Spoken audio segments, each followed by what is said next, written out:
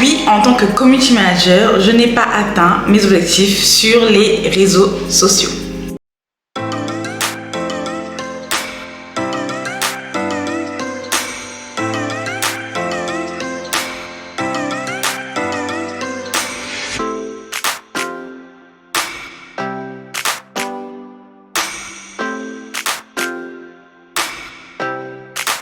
Salut à tous, j'espère que vous allez bien. Aujourd'hui, on se retrouve pour une nouvelle vidéo. Donc ça va, j'essaie de garder le rythme là ces temps-ci. Donc je me suis bien lancée. Alors aujourd'hui, on va parler de mes objectifs. Donc je me suis fixé, on va dire, 3 objectifs, mais essentiellement un objectif important que je souhaitais atteindre par rapport aux réseaux sociaux. Donc je vais parler en toute transparence sur cette vidéo.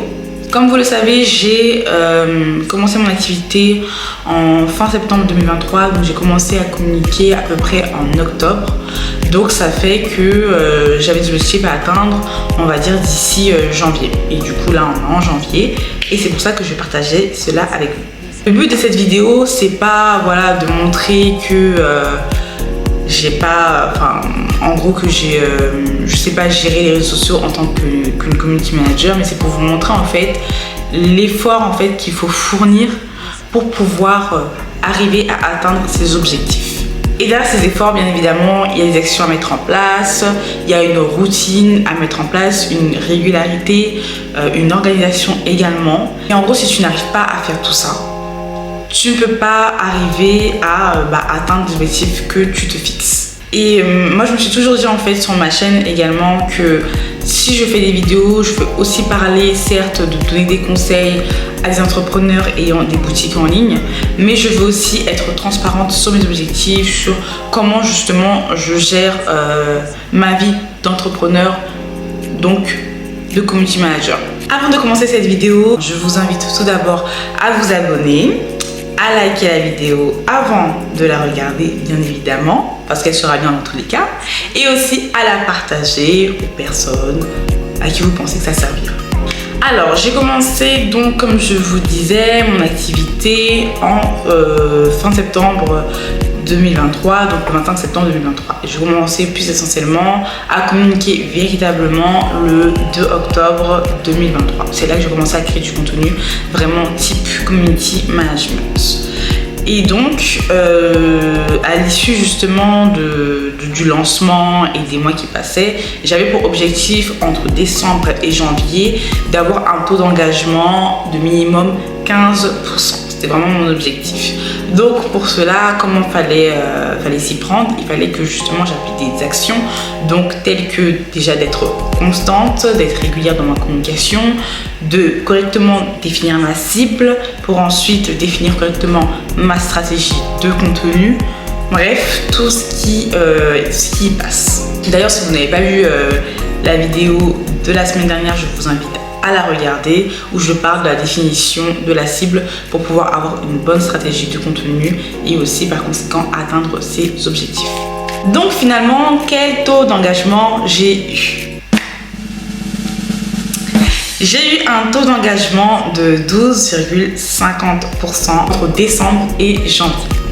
Comment ça se fait que j'ai eu ce taux d'engagement qui est quand même de 3 points de différence avec ce que je souhaitais? En vrai, ça se trouve que peut-être que durant le mois, entre le mois d'octobre et de novembre et décembre, ça se trouve que j'ai peut-être atteint mon objectif, cet objectif-là. Mais moi, ce qui m'importait, c'était d'arriver en janvier et d'être en place, voire de dépasser en fait ces 15%-là, de vraiment voilà, avoir des interactions, de vraies interactions sur mon contenu, tant sur les stories que sur tout ce que je postais comme contenu sur mon fil Instagram. Maintenant, je vais vous donner les raisons de pourquoi je n'ai pas pu justement atteindre cet objectif-là. Et justement, ce sont des choses à ne pas reproduire, bien évidemment. Alors déjà, on va commencer par l'irrégularité de contenu et de story.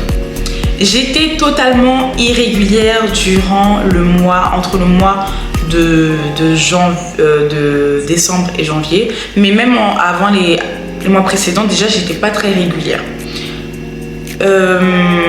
En gros, normalement, moi je m'étais fixé comme objectif de poster 3 fois par semaine, en moyenne 3 à 4 fois par semaine.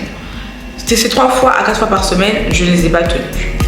En plus, l'erreur que j'ai faite aussi, c'est que comme je venais d'arriver sur Instagram, je devais normalement publier du contenu à peu près chaque jour pour que l'algorithme commence à connaître ma présence sur ce réseau social là, mais j'ai pas voulu en faire trop et je me disais que j'allais avoir beaucoup de travail avec la formation, avec justement chercher des clients et tout ce qu'il y a autour, donc j'ai préféré vraiment y aller doucement.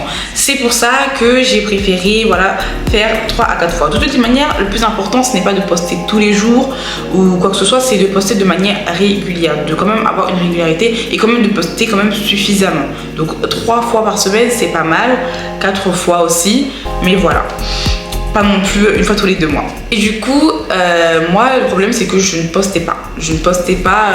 Même ces 3 fois par semaine, je ne les respectais pas. Parce que j'avais tout simplement une mauvaise organisation. Déjà, je ne planifiais pas mon contenu à l'avance parce que je ne savais pas vraiment ce que je voulais faire aussi. C'est-à-dire que c'était tout nouveau, en fait, c'était à une nouvelle cible que je m'adressais. Je ne m'étais jamais adressée à une cible d'entrepreneurs, de boutique en ligne. Je ne connaissais pas forcément ses envies, donc le temps de mettre en place tout plein de choses, ça fait que j'avais du mal à avoir une régularité. Après, ça, normalement, je vais parler de ce point-là un peu plus tard, mais en vrai, je peux en parler ici. J'avais clairement la flemme aussi. Voilà, j'avais la flemme de poster du contenu. J'arrivais presque à ne plus prendre plaisir, en fait, à faire du contenu. Pourquoi aussi? Parce que je regardais souvent le contenu des autres. Et en regardant le contenu des autres, en fait, je me disais, mais c'est ça que je dois reproduire, c'est ça que je dois faire.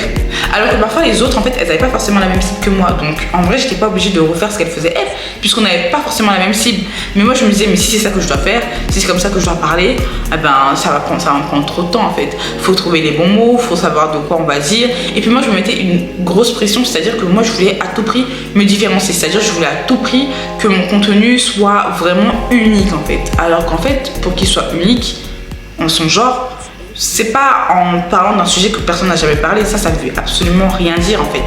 C'est en parlant du sujet de manière différente, de l'aborder d'une manière différente, tout le différent. C'est là qu'on fait la différence, c'est là qu'on se démarque. Mais c'est pas en fait en parlant d'un sujet que personne n'a parlé. De toute manière, on sait très bien que c'est souvent les mêmes choses, c'est souvent les mêmes conseils qu'on revoit sur les réseaux sociaux, mais la manière de l'apporter n'est pas la même. Aussi concernant les stories. Alors pour les stories, j'avais souvent rien à dire. En fait, je trouvais pas de sujet d'aborder. Et puis moi, je suis pas habituée à faire des stories en fait. Même sur ma page personnelle, je fais très peu de stories. Quand je fais des stories, je reposte des posts où je balance des photos, des screens, des trucs comme ça. Mais faire des stories, parler et tout, comme au temps de Snap, c'est vrai que c'est un peu compliqué pour moi et c'est plus trop comme avant. Avant, oui, j'arrivais à le faire naturellement parce que j'étais dans l'air du temps entre guillemets, mais là maintenant j'arrive plus à le faire de manière aussi spontanée. J'arrivais plus en tout cas parce que j'étais plus habituée, parce que c'était plus forcément mon délire aussi, voilà, faut le dire, c'était plus forcément mon délire. Mais du coup je me suis pas forcée, mais je me suis dit en fait qu'est-ce que j'ai envie de partager avec les personnes qui me suivent dans le domaine bien évidemment du community management, dans le domaine de ma vie d'entrepreneur en tant que community manager. Et c'est en me posant ces questions-là que j'ai retrouvé en fait l'envie de refaire des stories au moins minimum une fois par jour. Après j'en fais un peu plus parce que aussi il y a le repost de mon contenu, etc. Mais au moins minimum une fois par jour. Et en fait il fallait pas que je me dise que mes stories ça allait être uniquement du repost de mes publications. Quand j'ai posté, voilà, je partage. Non, il fallait quand même qu'il y ait une interaction au début et après qu'il y ait un repost. Donc ça aussi, ça fait que j'ai pas été forcément régulière parce que des fois je me disais bon bah voilà, là je me fais de story et tout. Alors que les stories te permettent quand même de garder une certaine présence sur Instagram et aux yeux de ta communauté. Et j'ai arrêté de me mettre la pression en fait en me disant mais qu'est-ce que je vais mettre, de quoi je vais parler et tout. Je le fais de manière spontanée. C'est vraiment de manière spontanée, je partage de manière spontanée. Oui, il y a des fois je vais partager des sondages, il y a des fois je vais demander l'avis sur des personnes, sur leur manière de communiquer sur les réseaux sociaux, sur ce qu'ils font aussi, ce qui leur permet. En fait, ça reste quand même, je m'adresse quand même à des entrepreneurs. Faut pas que j'oublie que je m'adresse pas simplement à des personnes qui vendent juste sur les réseaux sociaux. qui vendent grâce aux réseaux sociaux plutôt. Mais je m'adresse surtout à des entrepreneurs. Donc, il faut aussi parler un peu de leur vie d'entrepreneur, comment ils arrivent à gérer, à tout gérer avec tout ce qui est logistique à côté, commande des stocks, gestion des stocks et tout. Et puis aussi, voilà, les réseaux sociaux et leur vie d'entrepreneur. Et souvent, ceux qui ont d'autres activités aussi. Bref, je voulais vraiment quelque chose de assez bien, correct, de naturel en fait. Ensuite, la deuxième raison, c'est que j'avais du mal à comprendre les besoins de ma cible. J'avais énormément de mal. Alors, il faut savoir que moi, en fait, j'ai fait cette erreur en fait de trop me concentrer sur ma niche. C'est-à-dire, je me concentrais trop sur ma niche. C'est-à-dire, moi, je me disais, moi, je m'adresse à des entrepreneurs d'une boutique en ligne, donc forcément, ils ont besoin de ça. Et en gros, parce que je m'adresse à eux, donc je te parlais de ça. Mais en fait, c'est pas, enfin, comment dire. En fait, je me suis dit, j'ai pas fait. En fait, je me suis pas concentrée sur le besoin que pouvait potentiellement avoir un entrepreneur ayant une boutique en ligne. Je me suis plus concentrée sur c'est une boutique en ligne. Point barre. Donc, il faut que je parle de ça. Mais non, en fait. Fallait que d'abord je capte le besoin. Fallait qu'on a la niche et on a le besoin. Et c'est au besoin en fait qu'on doit s'adresser et non à la niche tout entière en fait. Parce que quand on fait du contenu, c'est pour que ça réponde aux besoins et pour que la personne se dise ok, c'est un conseil que je vais pouvoir réutiliser, c'est une chose que je vais pouvoir réutiliser, c'est une chose qui me sera utile, c'est une chose qui me parle. Mais moi le problème en fait c'est que je me disais non mais c'est bon, je parle qu'à la niche. Bah non en fait, il fallait que je parle aux besoins de la niche et non qu'à la niche en elle-même. Donc c'était assez déjà compliqué. La manière aussi d'apporter les choses, si vous allez dans mon fil Instagram au tout début, parce que j'ai pas encore beaucoup de publications donc on peut encore aller tout en bas, j'ai changé mon identité visuelle totalement. J'avais une identité visuelle très cartésienne, c'est-à-dire c'était du bleu sur du jaune lié à mon logo, au logo de mon entreprise du coup. C'était du bleu sur du jaune et c'était des visuels vraiment très cartésiens, très basiques. Et j'ai demandé conseil du coup à ma responsable pédagogique en me disant mais ça fait un mois que je communique et je vois pas les retours, je vois pas, voilà, je trouve que c'est pas truc. C'est vrai que ça faisait que un mois, donc faut être patient quand même. Mais moi je sentais que en un mois il y avait quand même quelque chose de très bas. Il y avait vraiment pas suffisamment d'interaction. Il y avait un truc qui me manquait et il y avait un truc qui me plaisait pas. Il y avait quelque chose qui me plaisait pas et je le savais en fait. Donc du coup je lui en ai parlé et elle m'a dit bon déjà tu viens à peine de commencer donc calm down un peu, on se calme.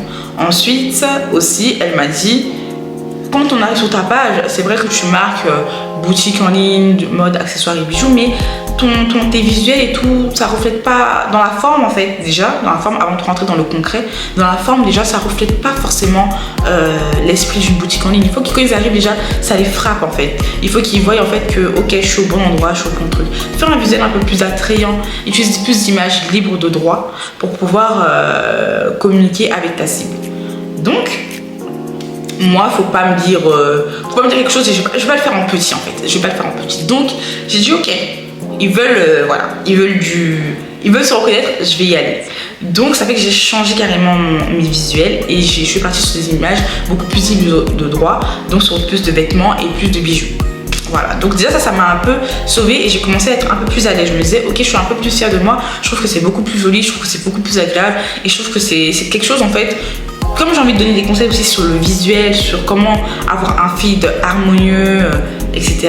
Je me suis dit, il faut que moi-même je montre l'exemple aussi. Donc c'est pour ça que j'ai commencé par changer en fait l'état de mon feed. Ensuite, qu'est-ce que j'ai fait encore? Après par le temps, avec le temps, quand j'ai commencé à voir ce que je pouvais apporter, j'ai pris un temps de veille. J'ai pris un temps de veille pour voir ce que je pouvais faire.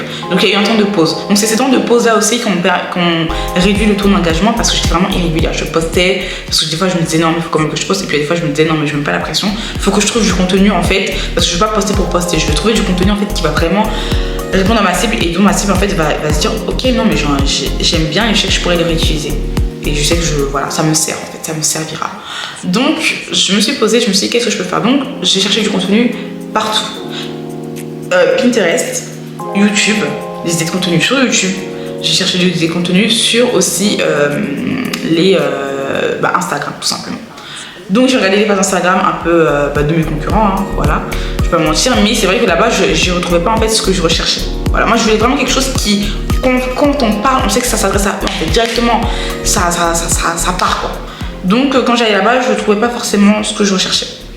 Ensuite, je suis partie sur Pinterest, non, je suis partie d'abord sur YouTube.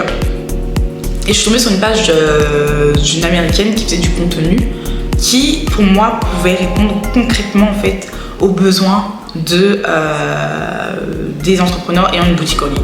Surtout qu'on est sur les entrepreneurs ayant une boutique en ligne, on est beaucoup sur le visuel, sur énormément de choses en fait.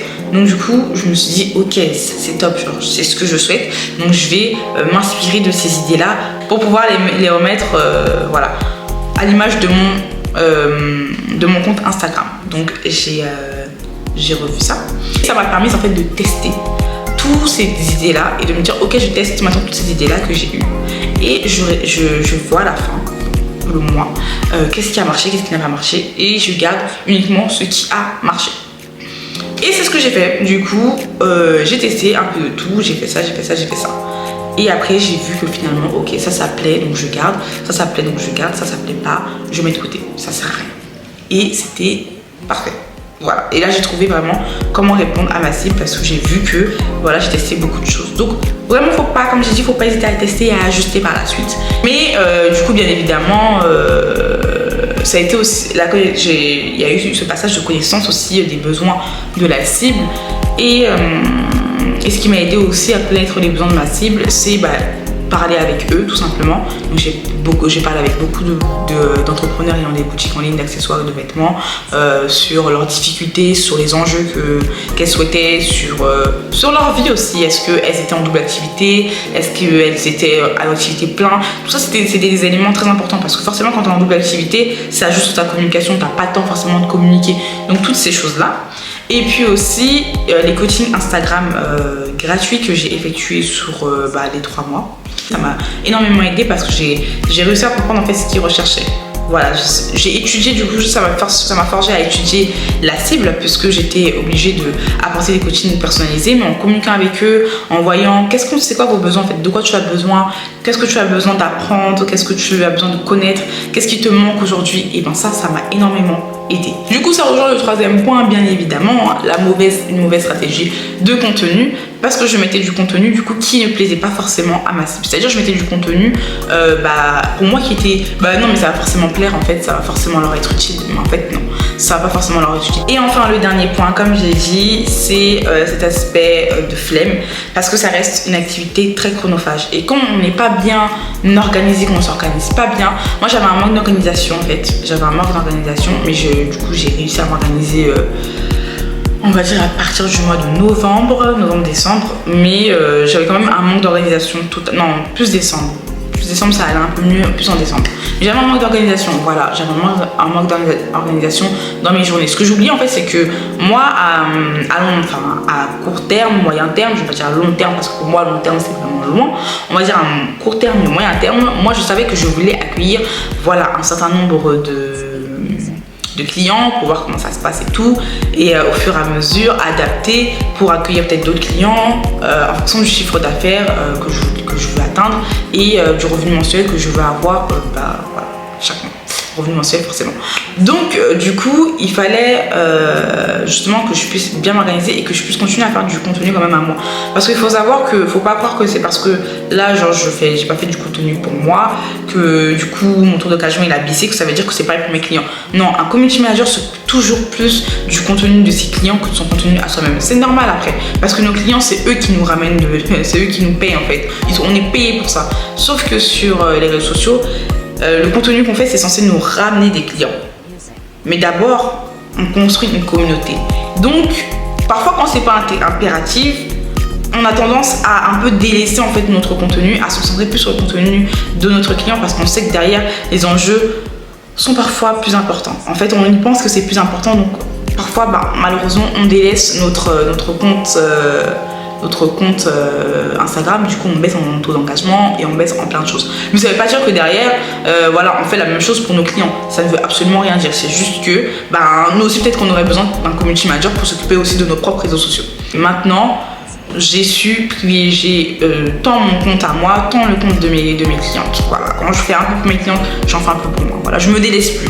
mais je garde toujours le rythme de faire absolument tout pour mes clientes, ça ne change absolument pas. Donc voilà, c'est pour ces raisons-là que je n'ai pas atteint mon taux d'engagement, mais j'espère l'atteindre les prochains mois et même voilà, dépasser ce taux d'engagement là, parce que vraiment l'engagement c'est quelque chose de ce qu'il y a de plus important quand on veut construire une communauté. Donc j'espère que cette vidéo vous aura plu, qu'elle vous aura appris beaucoup de choses et que vous aurez tiré des leçons. Vraiment n'hésitez pas à partager en commentaire. C'est vrai que j'ai jamais commenté. Bon, en tout cas, n'hésitez pas à commenter et à me partager aussi, voilà, si vous avez des difficultés sur les réseaux sociaux, à tenir, à être régulier, en gros, à me raconter en fait comment vous gérez vos réseaux sociaux et votre vie d'entrepreneur à côté en tant qu'entrepreneur ayant une boutique en ligne. Vraiment, voilà, expliquez-moi pour que je puisse comprendre aussi et peut-être vous apporter quelques conseils, bien évidemment. Donc c'est la fin de la vidéo, je le redis, n'hésitez pas à vous abonner, à liker, à partager et également cette fois-ci je le dis, à commenter parce que je le disais pas avant mais je le dis, à commenter également et puis voilà, on se retrouve la semaine prochaine pour une nouvelle vidéo. Bye bye.